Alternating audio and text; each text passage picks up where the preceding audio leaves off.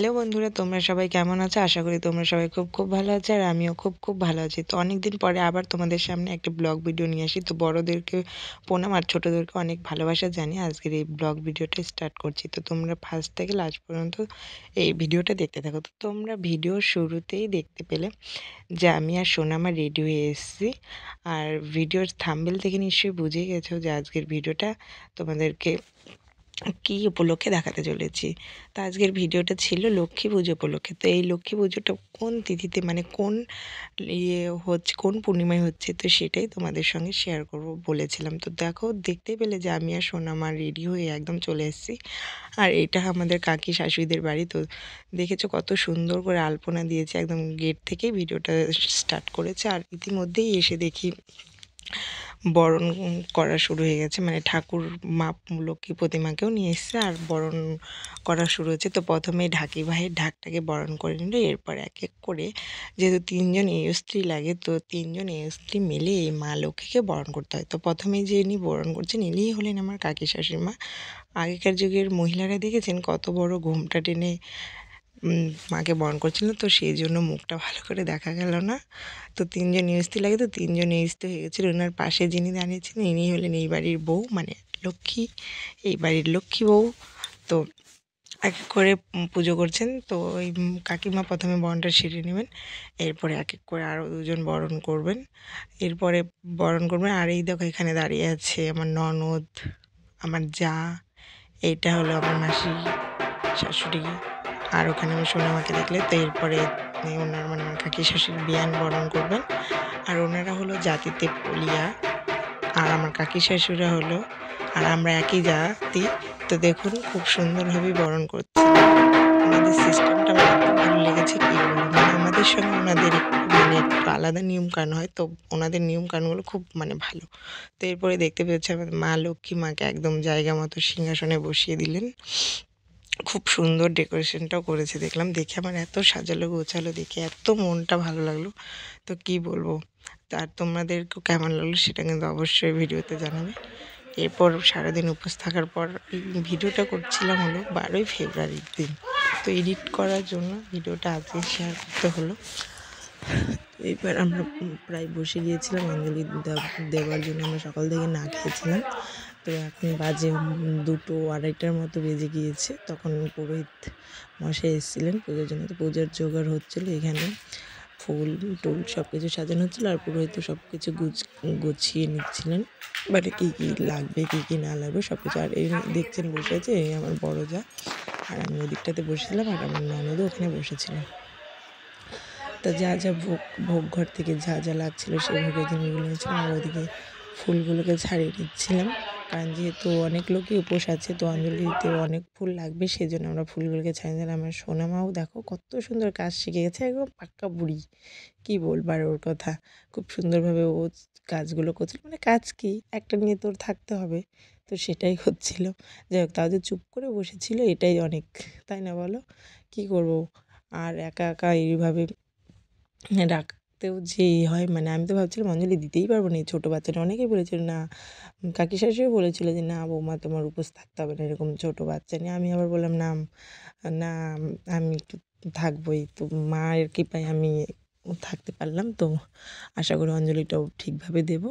তো তোমরা ভিডিওটা পুরোটা স্কিপ না করে দেখতে থাকো। আশা করি তোমাদের এই ব্লগটা খুব ভালো লাগবে। আর আমি যেহেতু এই ছোটো বাচ্চার এই টাইম হয় না, তো তোমাদের সঙ্গে আমার বেশি বড় ভিডিও আর কি শেয়ার করা হয় না। তো তোমরা অবশ্যই আমার পাশে কিন্তু থাকবে, আর তোমরা যদি সাপোর্ট করো তাহলেই আমি এই ইউটিউবটা চালিয়ে যেতে পারবো, নাহলে আমার পক্ষে সম্ভব হবে না। তোমরা আমাকে প্লিজ একটু সাপোর্ট করে আমার পাশে থেকো, আর যেভাবে তোমরা আমাকে সাপোর্ট করছো এইভাবে আমাকে সাপোর্ট করে যেও।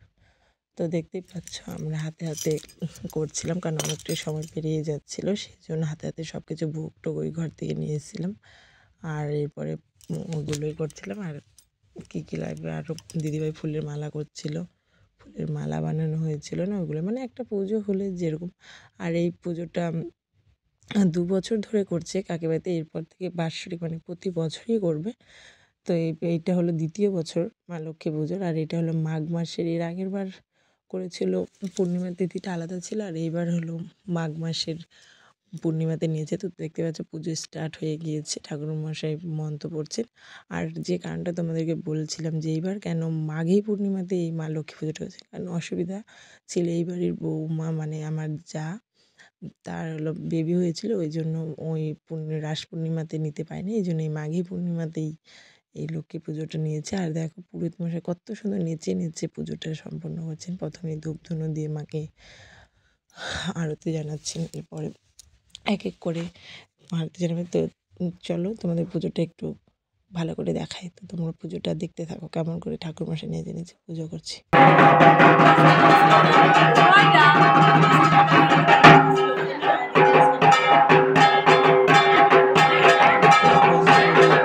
এসব এক এক করে সব কিছু সুন্দর করে দেখাচ্ছিল, খুবই ভালো লাগছিল। তো সেই বিষয়টা তোমাদের সঙ্গে শেয়ার না করে পারলাম না। তোমাদের ওই কেমন করে ঠাকুর করে সেটা আমাকে অবশ্যই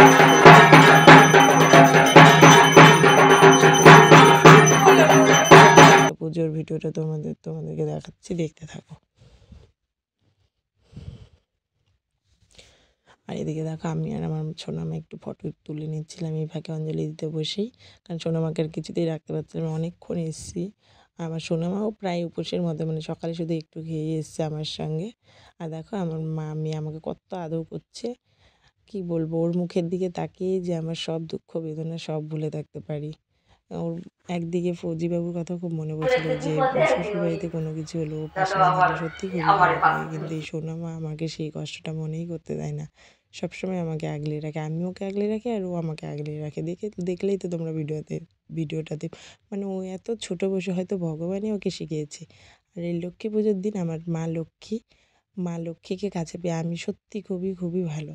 আর আমি এইটুকু আমার মনে হয় যে না, প্রথম সন্তান জানি সবার মেয়েই হয়, আমার মেয়ে হয়েছে বলে আমি সত্যিই বুঝতে পেরেছি যে বাড়িতে একটা মা লক্ষ্মী প্রথমে আসা যে কতটা প্রয়োজন। আর আমার এই সোনামাকে পেয়ে তো আমার আরও খুবই খুবই বুঝতে পারি। তো তোমরা কেউ কিন্তু কোনো মেয়েকে অবহেলা করবে না, কারণ প্রত্যেকটা মেয়ের মধ্যেই মা লক্ষ্মী বাস করে। আর এরপরে দেখো আমাদের পুজো প্রায় শেষের দিকে। তো পুরোহিত মশাই এবার যজ্ঞের কাঠগুলোকে সাজিয়ে বালির মধ্যে যজ্ঞের কুণ্ড সাজিয়ে খুব সুন্দর করে যজ্ঞের জন্য আগুনটা ধরিয়ে দিলেন। আর এইখানে দেখবে বেলপাতা, ঘি এইসব যজ্ঞের জন্য করে, খুব আমার এই নিয়মটা খুব খুব ভালো লাগে। দেখো কত সুন্দর করে যজ্ঞের আগুনগুলো উঠছে ওপরে, খুবই ভালো লাগছিল এই রিচুয়ালটা দেখতে। এরপরে যজ্ঞ শেষে দেখো আবার মাকে বরণ করে নিচ্ছে, একটু বরণ ডালা সাজিয়ে ধূপধুনো সাজিয়ে আবার একটু মায়ের পুজো দিয়ে নিচ্ছে। আর আমি এত বড় এর আগে এরকম করে মানে লক্ষ্মী পুজো বড় করে দেখিনি, ছোটো মোটো করে ঘটের পুজো দেখেছি। তো এই ফার্স্ট টাইম আমি মূর্তি পুজো এত সুন্দর করে, আর মূর্তি পুজোর এই ফার্স্ট টাইম আমি লক্ষ্মী মায়ের মূর্তি পুজোর মানে অঞ্জলিটা দিলাম। আর এই বছরে আমার মানে সরস্বতী মায়ের পুজোটা কোনো কারণবশত দিতে পারিনি। তো এরপর যজ্ঞ শেষ হয়ে গেলে পরে যজ্ঞের মধ্যে দুধ ঢেলে পুরোহিত মশাই যজ্ঞের আগুনটাকে ভালো করে নিভিয়ে নিচ্ছেন, যাতে করে ওই কাঠগুলির খণ্ডগুলির মধ্যে আর ভেতরে আগুন গিয়ে না থাকে। তো এই পর্যন্ত ভিডিওটা করতে পেরেছি। তো টাটা, তোমরা সবাই ভালো থাকো।